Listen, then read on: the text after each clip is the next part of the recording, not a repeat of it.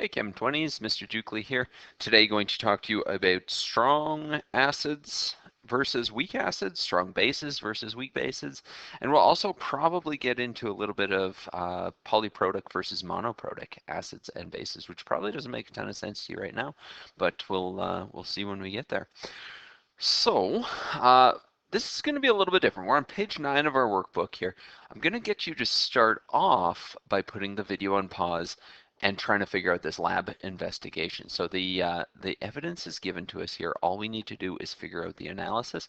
Let's go through it together. We'll put it on pause. You can see if you can figure it out. I'm sure you can. Okay. So the lab, according to Arrhenius, acids ionize to produce hydrogen ions and whatever other balancing things there. Modified Arrhenius, you probably remember, is hydronium ion, H3O. So H plus versus modified H3O. Either way, those are the things that are responsible for acidic properties. So we want to complete the experimental design for this, including our list of variables, and the analysis. So here's the problem. Here's the question. What is the order of several common acids in terms of their decreasing acidity?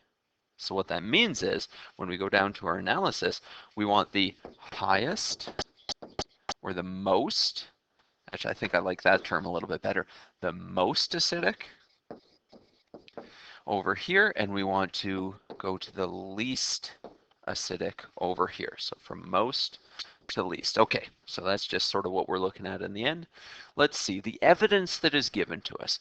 We've got the acidity of 0.1 mole per liter acids. That means that every single one of these acids has the exact same concentration.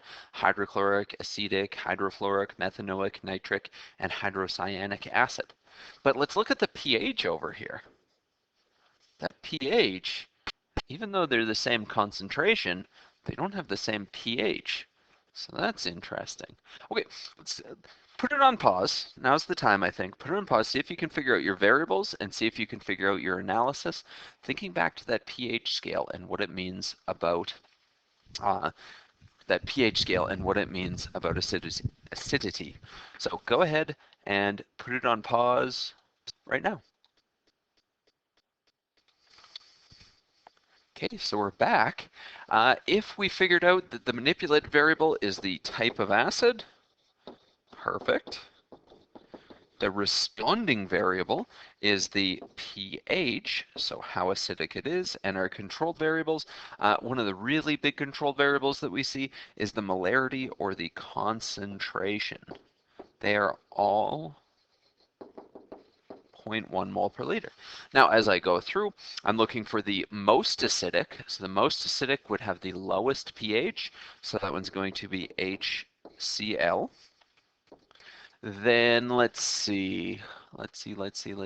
Then I think HF comes next. I'm going to start crossing these off so I know where to look. HF. Then I think, let's see, methanoic acid. So that's HCOOH. Okay, so that's that one. Oh man, I made a bit of a screw up. There's two that are tied for first, which actually doesn't make it too bad. My nitric acid, HNO3. So these two are, I don't know what that is, tied for the most acidic. Is it really? That's just getting worse. Tied. Okay, so let's get rid of that one. Now I think acetic acid comes next. CH3COOH. And then the least acidic one that we see is that hydrocyanic acid. It's got the highest pH, so HCN. So what do we learn from this then? I think the big idea is, even though acids have the same concentrations, not all acids are created equal. So some of them are going to be more acidic than others. For example, acetic acid with a pH of approximately 3 is considered a weak acid, whereas hydrochloric and, as we learned over here, our nitric acid are considered strong acids with a pH of 1. So here's the big difference, the really, really, really big difference. Weak acids ionize less than 50% in water. Now, ionize is very Arrhenius. If we wanted modified Arrhenius, we'd say that weak acids react less than 50% in water. And because we're not making nearly as many of those ions, they are not as conductive, so weakly conductive. And then if they're not really reacting, they're pretty much staying as their own molecules in solution. We'll look at that more in a second. Whereas strong acids, well, they ionize or react 100% with water. They're forming lots and lots of ions, so they're very conductive. And then they contain pretty much only ions in solution. So they've gone through, they've reacted, they've produced those hydronium ions. Cool. So again, and just to kind of reiterate with a couple extra diagrams, weak acids really only ionize, like really weak acids can only ionize as little as about 1% in solution. Again, poor conductors. They also don't react with metals very well. Lots of them are found in foods. So for example, lactic acid, butanoic acid, citric acid, oxalic acid, animal fats. Now, I'm sure you've, actually, I don't know why those two got mixed up a little bit. I'm sure you've heard of some of these: lactic acid in milk, citric acid in citrus fruits. But butanoic acid in rancid butter, I don't know if I'd even really call that, to be honest, food at that point, rancid butter. But it's the oxalic acid in rhubarb. Have you heard that before? Probably not. And then stearic acid in animal fats. May not have heard of some of those ones before, but very, very common. Our diagram here shows before ionization and after ionization. So before ionization, we've got CH3COOH.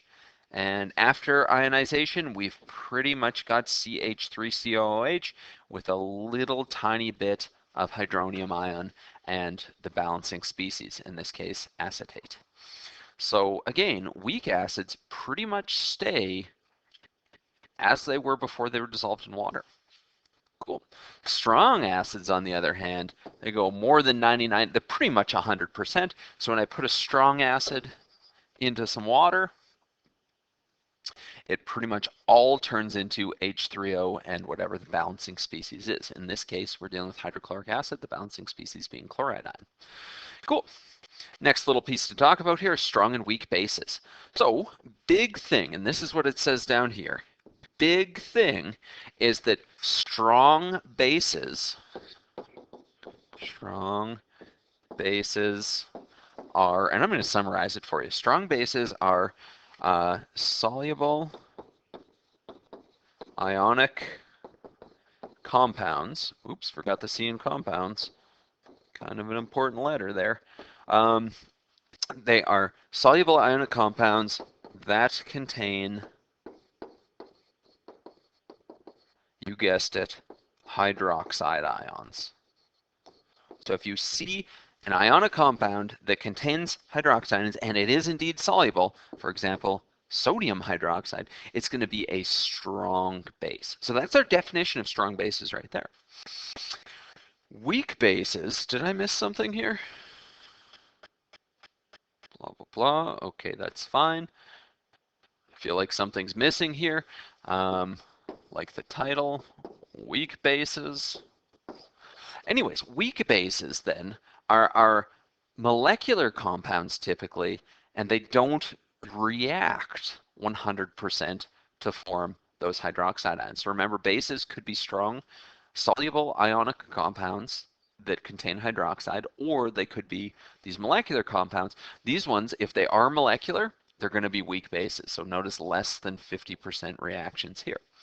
So examples that we've seen before, NH3, the sodium carbonate one sort of reacts in 2 steps, but notice that each step, and this is what we talked about before when we were talking about the modified Arrhenius, each step produces hydroxide ions.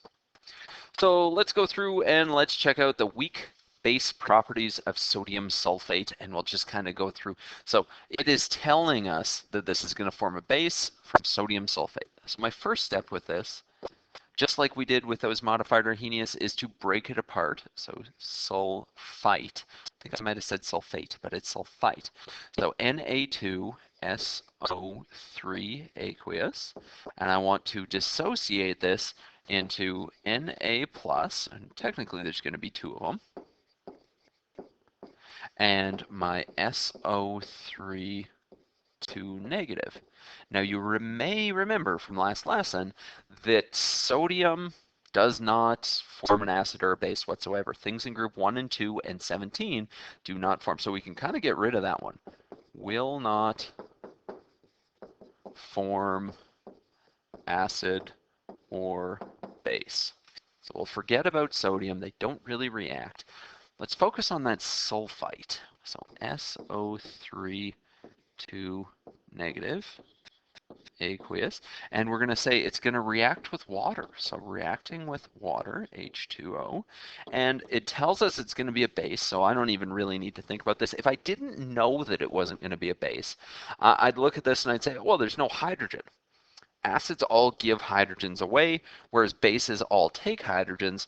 This doesn't have a hydrogen, so it can't give one away. That means it's only going to be able to take a hydrogen. And a negative charge is a space where it can take a hydrogen, because remember, what's the charge on a hydrogen? Positive. So essentially what's going to happen with this is one of the hydrogens is going to be taken from the water and put on the SO3, the sulfite.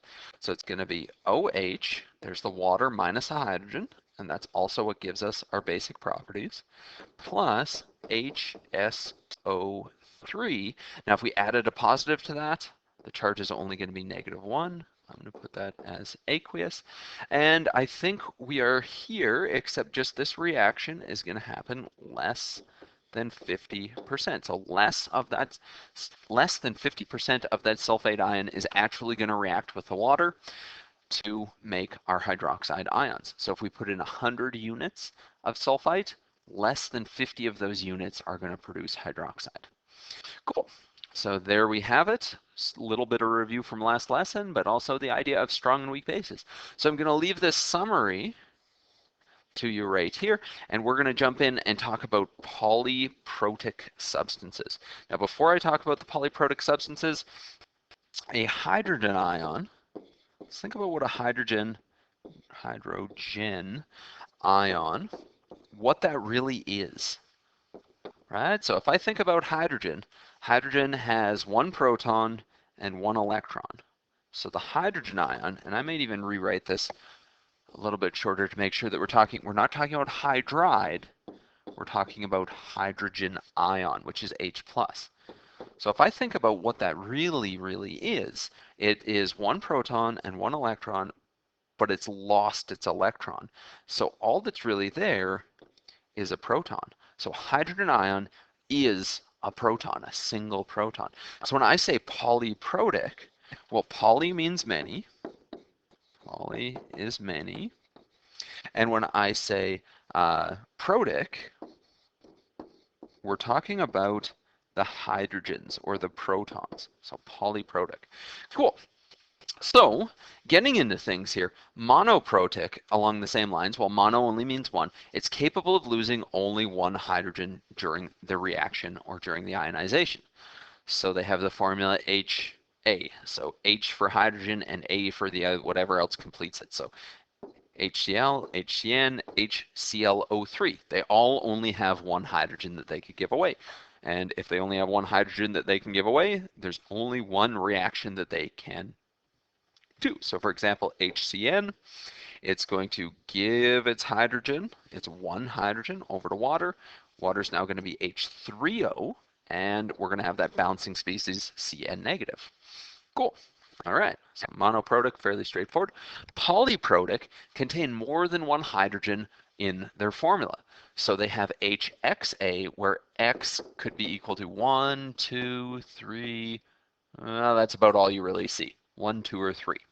So for example, H3PO4, H2SO4, so notice there's more than 1 hydrogen, which means more than 1 opportunity to react with water. Now what we need to do is we need to do each reaction individually. So for example, I do H3PO4, react it with water, it gives 1 of those hydrogens to the water to become H3O, and if it lost a positive, it's going to have a charge of negative, it's going to be H2PO4. Cool. Now H2PO4, does it have another hydrogen that it can give away? Oh, absolutely. So we can do a second reaction, maybe I'll use a different color here, Second reaction, where I've got my H2PO4, one of those hydrogens is going to be given to water.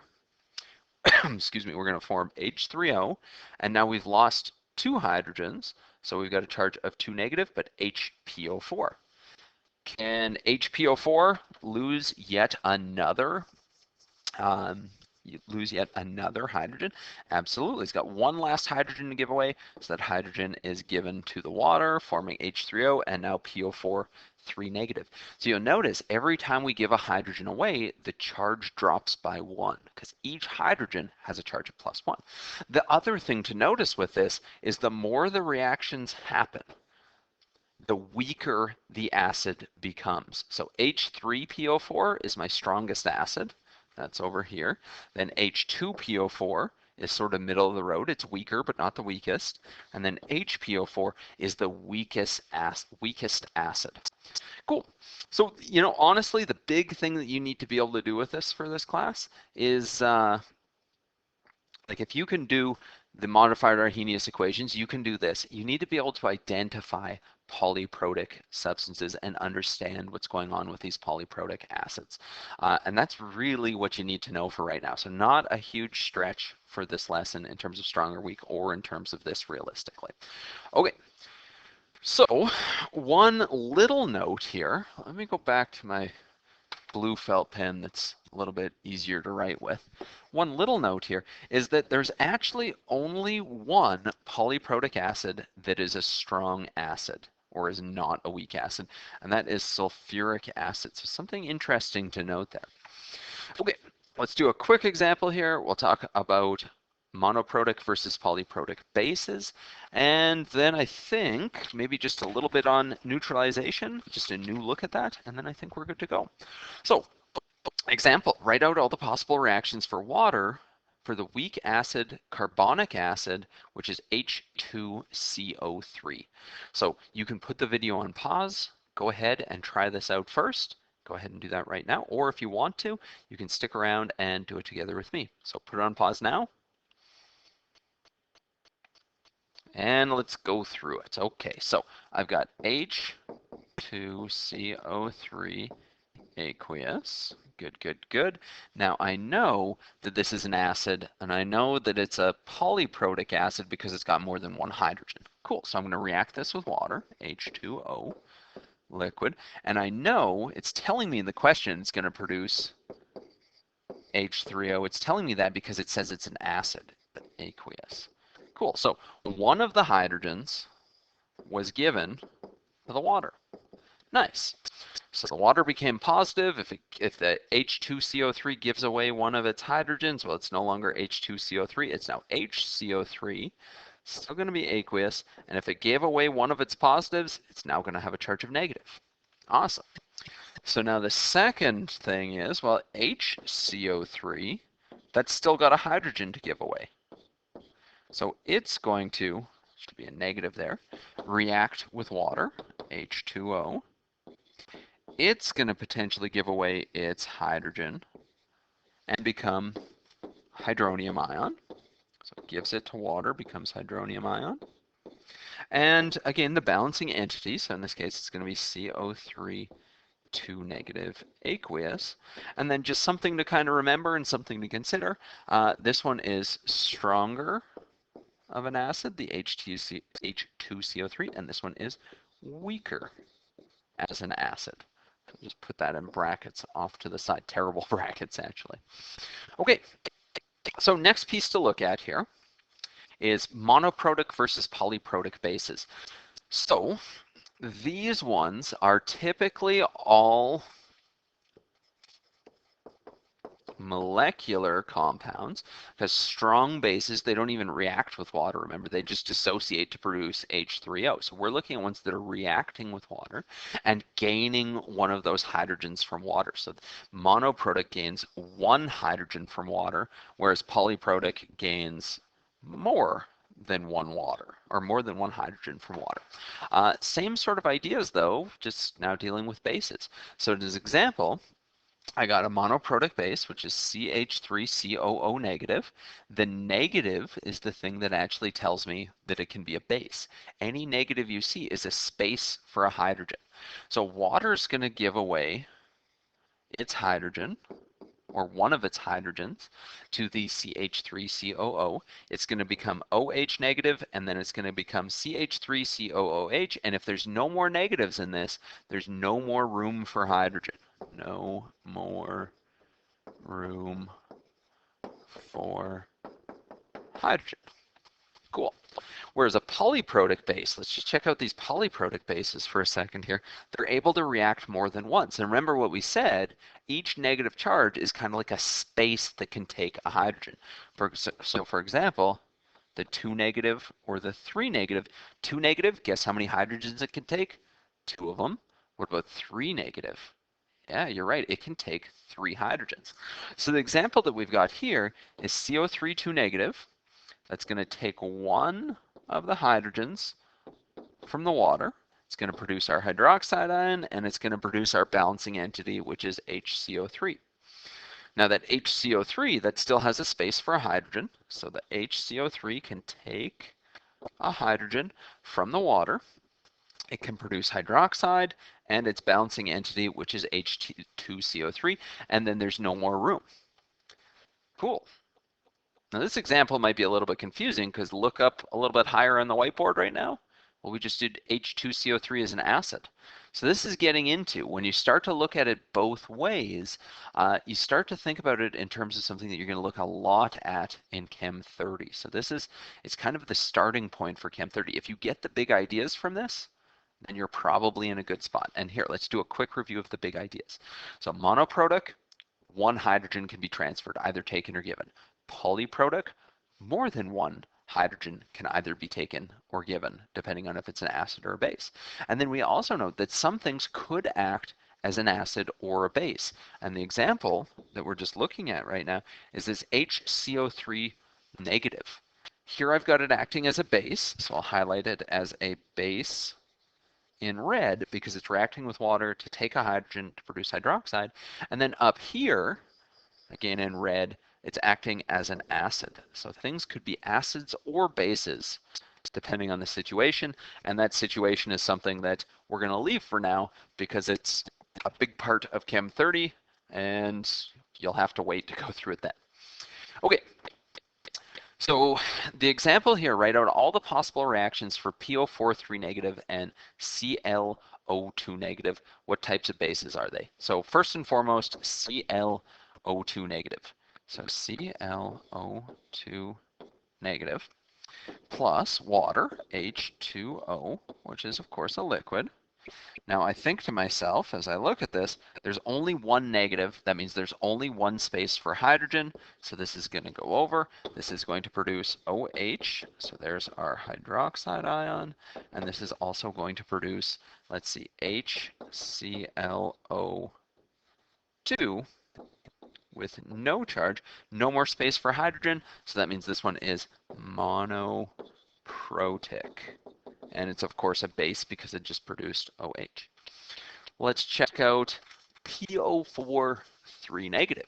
So this one I know is going to be polyprotic because there is more than one space for a negative. So let's jump in and let's check this out.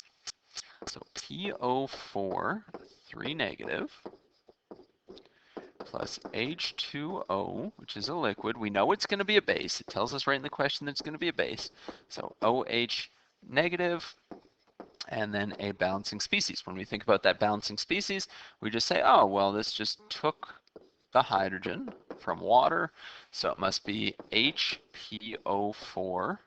And instead of 3 negative, we just gained a positive, so it's only going to be 2 negative, and it's going to be aqueous. Cool. So it's still got a charge of 2 negative. That means it still has space for 2 hydrogens. So I'm just going to go ahead and rewrite it, HPO4 negative. That's going to react with water. It's still a base, so it's still going to produce hydroxide ion. And again, we've taken one of those hydrogens from the water, so it's now going to be 2 PO4 with a charge of 1 minus. Cool. Very good. Now there's still space for one more.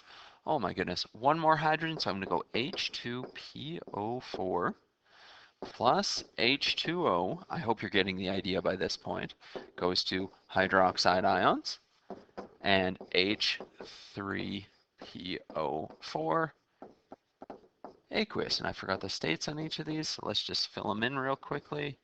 Oh, and I forgot something kind of important there, the charge. Okay, so again, it's all about how many hydrogens you can take, right? The strongest base is the one that reacts first, and just like with acids, the weakest base is the one that reacts second. Cool, very, very good. So last thing to talk about here is, well, acids, you know, they're all around us. Like, they're in our bodies, they're in nature, they're literally all over the place. They're so important. They're used in industry to produce clothing, you know, dyes, to produce plastics, to produce fertilizers, you name it, they're everywhere. So that's what that little section is about. If we ever wanted to neutralize an acid or a base, in the past, we've thought about it as a double replacement reaction. So we had an acid, for example, HCl, and it went through a double replacement reaction. So the cations, the positive switched, which is fine. So the hydrogen went with the hydroxide and the sodium went with the chlorine to produce our salt and our water.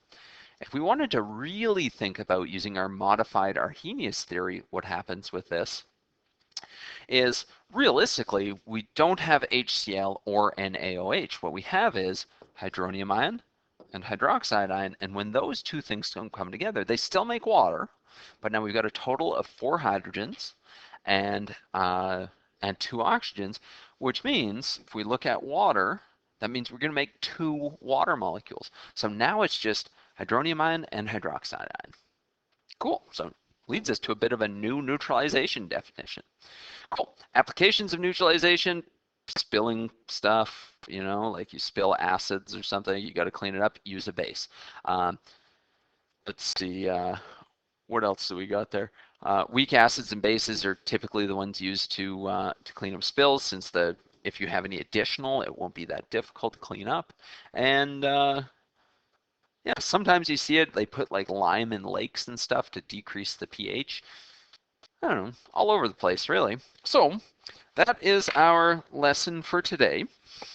Again, I'll just be very, very, very clear on this.